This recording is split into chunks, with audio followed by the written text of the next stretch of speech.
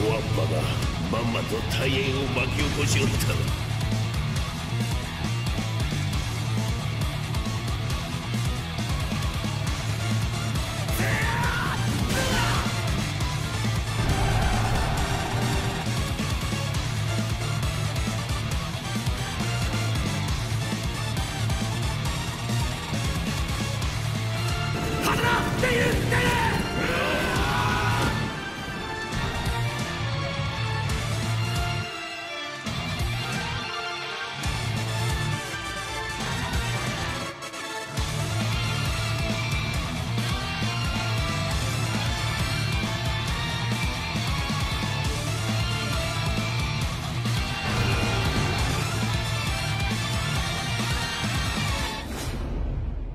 Honneur à vous les gars, j'espère que vous allez bien et bienvenue sur Fumigène.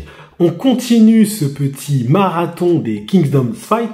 Aujourd'hui, on va s'intéresser à Shin versus Mangoku. Des frérots en zone de commentaires m'ont très judicieusement fait remarquer que j'avais sauté ce combat. Alors, je vous avoue que ce combat, je ne l'avais pas sauté, pour être honnête avec vous. C'est que c'est un combat qui mérite vraiment une analyse fine, précise, et je voulais vraiment prendre mon temps, prendre des notes, et c'est ce que j'ai fait, afin de l'avoir bien en tête, hein, les frérots. Parce que oui, avant de faire cette vidéo, je prends des notes, et oui, il y a du taf quand même. Vous croyez que c'est quoi? C'est quoi youtubeur? C'est fatigant, hein. Donc, je voulais vraiment prendre mon temps afin de pouvoir vous l'expliquer avec ma vision des choses, avec mon Sharingan, évidemment, afin d'être le plus honnête et le plus transparent et objectif possible sur ce combat qui est apparu au tome 27, les frérots. Et oui, je mets toujours le tome à côté de moi parce que je fais un peu de la pub pour que vous puissiez acheter les tomes, les frérots, parce que c'est comme ça qu'on va faire monter Kingdom aussi. On fait monter Kingdom en faisant des vidéos comme aujourd'hui, en parlant de Kingdom, on fait vivre l'œuvre, même quand il n'y a pas de chapitre, mais on fait vivre et on donne de la force à l'auteur en allant acheter les tomes, les frérots. Et oui, les amis, d'ailleurs, les prochains tomes 67 et 68 ne vont pas tarder si je ne dis pas de bêtises. Alors, les frérots, nous sommes dans la bataille de la coalition. À mes yeux, la coalition, je l'ai déjà dit et je l'ai déjà répété, c'est le meilleur arc de Kingdom.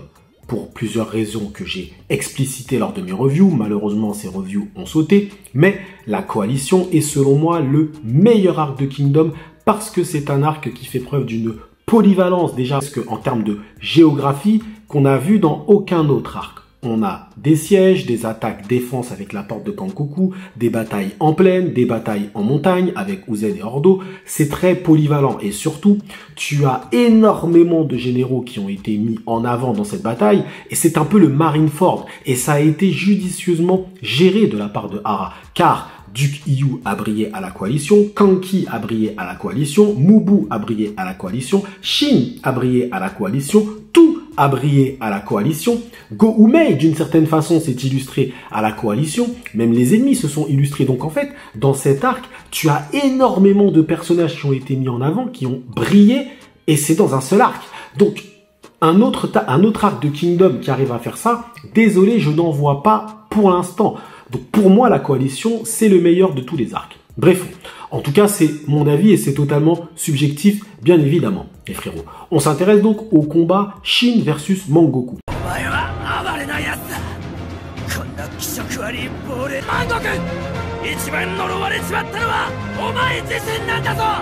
C'est l'un des combats, on va dire, difficiles de Shin, mais pas difficile, on va dire, parce que son adversaire était fort. C'est un combat difficile parce que Mangoku est l'adversaire type que Shin n'aime pas combattre. Pourquoi Shin n'aime pas combattre ce genre d'adversaire? Parce que Shin arrive à se mettre à la place de Mangoku. Et ça, c'est très dangereux dans un combat, surtout pour Shin, surtout pour un combattant tel que Shin qui combat avec ses idéaux, lorsqu'il arrive à avoir de l'empathie pour son adversaire. Oui, parce que lorsqu'il combat, par exemple, Uken, il n'a pas vraiment d'empathie pour Uken, on est bien d'accord. Voilà, il doit tuer cet homme-là, c'est sa mission, il est là pour ça, etc., etc. Vous connaissez, on étudiera évidemment le combat Shin versus Uken.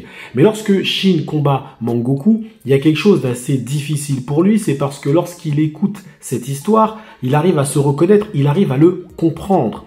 Attention, il comprend souvent ses ennemis, Shin. Mais là, Mangoku, c'est différent, parce que Kin est très clairement fautif dans cette histoire. Donc, il comprend les mécanismes qui ont amené à la création de Mangoku. Et c'est ça qui lui fait mal à Shin. Et c'est ça qui fait que les coups de Shin ne sont pas aussi lourds que d'habitude dans ce combat. Bref, mais je vais reprendre le combat point par point et vous donner évidemment mon analyse. Là, on est juste dans le début. Asseyez-vous les frérots, prenez des popcorn parce que cette vidéo sera plus ou moins longue. Et oui, coalition. Shin est dans l'armée de Duke Hiyu. Duke Hiyu, au passage, en profite pour, on va dire, lui montrer un petit peu. C'est-à-dire que c'est à ce moment-là que Shin s'est fortement rapproché de Duke Hiyu. C'est avec cette bataille que Shin, maintenant, on va dire, a eu Duke Hiyu comme sensei. Donc, pour lui, c'est très important. Shin parvient en utilisant son instinct à se retrouver face à Mangoku. Oui, parce qu'il avait réussi, on va dire, Mangoku prenait un peu l'armée de Duke Hiyu, on va dire, par derrière, et Shin, finalement, lui avait fait marche arrière. Donc, il arrivait à se retrouver face à Mangoku. C'est grâce à son instinct. Ce sont des éléments que Hara nous avait donnés à l'époque pour nous dire tout de suite quel était le type de Shin, il était du type instinctif. Mais tu l'avais même sur les plaines de Dakan. Hein. Sur les plaines de Dakan, Shin utilisait déjà son instinct. Il ressentait beaucoup de choses. Il a toujours été très instinctif, notre ami Shin. Bref, il se retrouve face à Mangoku. Mais il y a quelque chose d'étrange. Il le voit ne serait-ce qu'avec les soldats. Lorsqu'il les tue, les soldats reviennent. Ils sont très forts, très hargneux, très motivés, beaucoup plus que d'habitude. Shin se pose alors la question, comment ces soldats ont une telle rage? Ce n'est pas normal. Il avait déjà une petite expérience, donc il arrive à ressentir qu'il y a quelque chose de différent. Il va donc avoir plus tard les explications.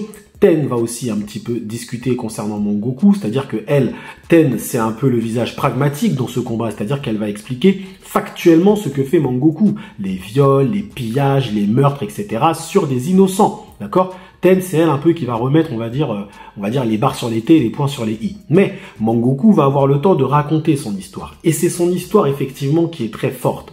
Mangoku est un rescapé, et le rescapé de la bataille de Shuei. La bataille de Shuei, c'est une bataille qui est illustre, légendaire dans Kingdom. Je pense même que ça mériterait que Hara fasse, pourquoi pas, un one-shot dessus, parce qu'on en parle tellement. Cette bataille a un rôle tellement central dans Kingdom que je pense que ça mériterait vraiment un film, quelque chose vraiment pour nous montrer ce qu'il s'est passé, même si on le sait plus ou moins, mais ça mériterait vraiment des explications très détaillées parce que tout part de cette bataille dans Kingdom. Faut bien vous dire que tout part de cette bataille, du moins la haine entre Zhao et Kin, mais également le souhait d'unification de Sei, parce que Sei est une des conséquences indirectes en fait de la bataille de Shuei, parce qu'il faut bien comprendre que Sei était donc à Kantan et il se faisait cracher dessus par les habitants de Kantan qui eux étaient énervés suite à la bataille de Shuei, donc il a ressenti toute cette haine des parents, des enfants, des personnes qui portent dans leur chair la perte des soldats qui sont morts, les 400 000 soldats qui sont morts à Shuei. Donc, il faut bien comprendre que la bataille de Shuei a un rôle crucial dans la compréhension de Kingdom et dans la compréhension de la haine qu'il existe entre Zhao et Qin. C'est pour ça que ces deux nations sont vraiment très antagonistes, on peut le dire. Ces nations sont très haineuses entre elles, c'est à cause de la bataille de Shuei et à cause de cette action de Hakuki. Donc, Mangoku explique qu'il est mort dans cette bataille. D'ailleurs, c'est à se demander qu'est-ce qu'un enfant faisait sur le champ de bataille. Quoique, tu me diras, Shin, il était enfant et il était sur les plaines de Dakan, mais bref. Donc, Mangoku s'est retrouvé avec son père et il a vu son père se faire enterrer. Et surtout, Hara n'oublie aucun détail, c'est-à-dire qu'il nous montre vraiment toute l'ignominie de cette scène, à savoir les gens qui supplient les soldats de ne pas les jeter dans la fosse. Ensuite, il les supplie de ne pas les enterrer et il voit petit à petit son père en train de s'étouffer. C'est normal qu'il soit devenu fou. N'importe qui devient fou, en fait. Donc, lorsque tu comprends l'histoire de Mangoku, tu ne peux même pas lui en vouloir de devenir fou. Tu peux lui en vouloir sur ses actions qui sont ignobles, oui, mais tu ne peux pas lui en vouloir d'être un fou. Il est devenu fou avec une telle expérience. Et Shin va le comprendre et va le porter dans sa chair. Vous allez comprendre pourquoi je dis ça, il va le porter dans sa chair. Bref, donc Mangoku explique tout ce qui s'est passé. On peut également se poser la question sur ce que la bataille de Shuei arrive à créer. Elle arrive autant à créer des personnages comme Sei, mais elle arrive autant à créer des Mangoku. C'est intéressant de voir le parallèle entre les deux. Mais pourquoi Sei n'a pas viré, on va dire, dans l'obscurantisme? C'est parce que il avait Shika qui l'a guidé vers la lumière. Et oui, il a eu un guide. Il a été guidé, Sei. C'est pour ça qu'il n'a pas sombré dans les ténèbres. Mangoku n'a pas eu de guide. Il était tout seul. Ensuite, nous allons apprendre que l'armée de Mangoku est composée des parents, des enfants, des frères, des personnes qui sont mortes à Shuei. Tu comprends donc que c'est une forme d'armée, on va dire, qui porte en elle toute la haine de ces personnes qui sont mortes. Donc tu comprends pourquoi cette armée est très haineuse et très hargneuse.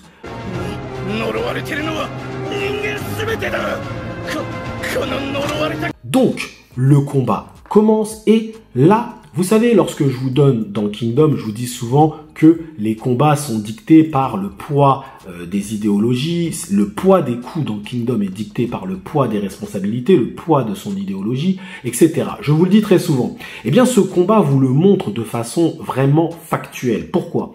Parce qu'en fait, ce combat, en termes de chorégraphie, en termes de duel, il n'y a vraiment rien d'extraordinaire. On peut se le dire, hein. Ce combat, en termes de chorégraphie, il n'y a rien. Tu compares ça avec Shin versus Rinko, ça n'a strictement rien à voir. Shin versus Rinko, on avait des véritables chorégraphies de coups, etc. Il y avait des moments, des hauts, des bas. Dans ce combat-là, tu n'as pas ça. Pourquoi? Parce que Mangoku, en fait, n'est pas fort. Et là, il y a peut-être des personnes qui font ça sur leur chaise. Oui, Mangoku n'est pas fort. Pourquoi Mangoku fait peur à Kin? Parce qu'il est dangereux. Parce qu'il est dangereux, il est haineux, il porte en lui une volonté de vengeance qui le force à faire des choses ignobles. Mais Mangoku n'est pas fort. Clairement pas. Mangoku, tu le mets en duel face à Uhon, il se fait défoncer. Tu le mets en duel face à Shin, il se fait défoncer. Tu le mets en duel face à beaucoup de personnes, il se fait défoncer. Face à Kyukai, il se fait fumer également, Mangoku. Donc, faut bien comprendre le truc. Le combat pour Shin, il n'était pas difficile d'un point de vue physique, il était difficile d'un point de vue idéologique. Parce que Shin, dans son esprit, il combat pour Sei, il combat pour unifier la Chine, il combat pour montrer aussi qu'il veut devenir l'un des plus grands généraux sous les cieux, mais il combat avec le poids de ses responsabilités. Mais lorsque ses responsabilités sont ébranlées, lorsque ses convictions sont ébranlées, eh bien ses coups ne sont pas aussi dangereux que d'habitude. Donc il lui faut bien une Carioten qui, derrière, qui le pousse, qui lui dit non mais Shin, ne doute pas, ce mec-là c'est un monstre, etc. Mais Shin, il a compris la subtilité. Il a compris les subtilités, les nuances qui ont amené la création de Mangoku. Donc il comprend Mangoku. Et vous allez comprendre à la fin comment Shin finalement trouve la réponse à cela. Bref, donc il a du mal. Il a du mal. Les coups de Mangoku sont lourds parce que ce sont des coups qui représentent, on va dire, toute la haine de Shuei. Donc les coups de Mangoku sont lourds, mais Mangoku n'est pas vraiment fort. Et Shin n'est pas, on va dire, en pleine forme. Il n'arrive pas à déployer toute sa puissance, toute sa force. Il était beaucoup plus fort, par exemple, contre Rinko. Là, il n'y arrive pas. Il n'y arrive pas parce qu'il est ébranlé dans ses convictions. Mais il va trouver une réponse. Il va trouver une réponse qui va l'aider à se surpasser. Et cette réponse, c'est Sei. Parce que Sei, c'est son guide. Il se considère comme l'épée de Sei. L'épée incassable. Et en fait, effectivement, je dois avouer que la réponse de Shin est juste parfaite. Elle est parfaite pourquoi? Parce qu'en fait, Mangoku le mettait face à ses contradictions. Il lui disait, mais de toute façon, moi je suis là aujourd'hui parce que vous avez tué les miens hier. Donc on est dans le cercle de haine. On est bien d'accord. Donc qu'est-ce que Shin peut répondre à cela? Il va lui dire quoi? Eh bien je vais te tuer aujourd'hui et je vais aller à Zao demain. Il dira, oui mais c'est pas grave. On est toujours dans le cercle de haine. Et non. Shin ne lui apporte pas une réponse qui fait perdurer sa pensée, qui fait perdurer ce cercle de haine. Shin lui apporte une réponse qui vient casser ce cercle de haine. Shin lui dit qu'il existe un homme qui lui a la réponse. Et en fait, Shin ne va pas rentrer dans le problème micro que la bataille de Shuei a créé, à savoir Mangoku, car c'est un problème micro, pas qu'il est tout seul, ok? Il va voir la chose d'un point de vue macro, il va prendre de la hauteur. Et il va expliquer à Mangoku, mais est-ce que Mangoku l'a compris, ça je ne le sais pas, mais il va lui dire que si lui aujourd'hui il est là, c'est parce qu'il y a des frontières. Si il y a des frontières, on peut parler d'intérieur et d'extérieur. On peut parler d'État contre État. On peut parler de nation contre nation. Parce qu'il y a des frontières. Les frontières ne rassemblent pas les hommes, elles les séparent. Et Shin, lui, dans son esprit et surtout dans l'esprit de Sei, lui dira que il n'y aurait jamais eu de Shuei s'il n'y avait pas eu de frontières, si nous n'étions qu'une seule nation, si nous étions unifiés. Et Mangoku ne peut pas répondre à cela parce que c'est la bonne réponse. C'est la bonne réponse. Shin ne vient pas lui parler de la bataille de Shuei. Shin lui parle des causes qui ont amené la bataille de Shuei. Shin s'intéresse à la cause et non à la conséquence. Et c'est pour ça que ce moment-là est crucial dans Kingdom parce que Shin fait preuve d'une intelligence assez surprenante. Il utilise Sei, à savoir la solution de Sei, pour calmer, pour casser le cercle de haine dont Mangoku fait partie. Et cette réponse est très intelligente et judicieuse et pertinente. Parce que c'est exactement ce qu'il fallait répondre à Mangoku. Il fallait lui dire, mais si toi tu es là aujourd'hui, si toi tu as perdu ton père, si toi tu as perdu ta famille, c'est parce qu'il y a des frontières, c'est parce que nous ne sommes pas unifiés. Et moi, demain, je te fais le serment qu'il n'y aura plus de massacre comme tu as pu le vivre à Shuei. Bon, ça, par contre, il n'aurait pas dû le dire. Parce que nous, on sait ce qui se passe derrière. Mais bref, dans son esprit, Shin, il empêchera ce genre de massacre. Et il unifiera la Chine. De cette façon-là, il n'y aura plus de bataille de Shuei. Et de cette façon-là, il n'y a plus de Mangoku. Et effectivement, on est obligé de se dire que sa réponse est vraiment parfaite. C'est une réponse parfaite. Je n'aurais pas pu faire mieux, très clairement. Et il y a une phrase à la fin qui montre que Shin s'est nourri finalement de la flamme de la volonté de Mangoku parce que en fait, Shin a compris à travers Mangoku que les batailles, les guerres créaient ce genre de monstres. Et lui, il veut les arrêter, donc il va se nourrir de cette volonté afin qu'il n'y ait plus jamais ce genre de choses. Ce qui est intéressant, c'est que sur la fin, Mangoku fait preuve d'une chose. Une chose qu'on n'aura jamais vue chez le personnage depuis son introduction scénaristique où tu le voyais sur un tas de femmes, etc. Il va faire preuve d'humanité. Oui, parce qu'il lui dira, eh bien je vous regarderai. Je vous regarderai de là-haut pour voir si tes paroles suivront derrière avec tes actes. Pour voir si tu vas vraiment assumer tes paroles. Je vous regarderai de là-haut. Donc Shin a fait une promesse à Mangoku. Promesse qu'il se doit de tenir maintenant. Et oui les frérots, donc c'est un très très bon combat. C'est un très bon combat parce qu'en fait, on est totalement dans la thématique de Kingdom, mais dans la thématique globale de Kingdom, à savoir l'unification de la Chine. On est totalement dans les problèmes qui sont générés par les guerres, par la non-unification de la Chine, la création de Mangoku, etc. Et on est totalement dans la solution, du moins la bonne solution qui est vendue dans Kingdom. Donc on est dans une narration quasi parfaite. Je ne donnerai même pas un défaut finalement à ce combat parce que ce combat est à la hauteur de l'œuvre. Oui, effectivement, en termes de chorégraphie, c'est pas extraordinaire, mais nous on sait ce que Shin après va faire à la fin contre Uken. Donc au final, on n'avait pas forcément besoin d'un beau combat, on avait besoin d'un bon combat. C'est pas tout à fait la même chose. Un beau combat, c'est quand tu arrives et ouais, il y a des bonnes machins, des bons coups de Gundao, d'épée, de tout ce que tu veux, c'est beau à regarder, c'est bien dessiné, ok. Mais là, un bon combat, c'est que le fond est bon. Dans la forme, on n'avait pas besoin d'un combat extraordinaire dans la forme. Par contre, on avait besoin d'un bon combat dans le fond. Et Hara nous l'a donné. Très clairement. Alors évidemment, si tu nous donnes un combat où en plus il y a de la belle chorégraphie, on va pas se mentir, on va pas dire non. Mais c'est déjà suffisant parce que ce que ça raconte, encore une fois, c'est juste magnifique.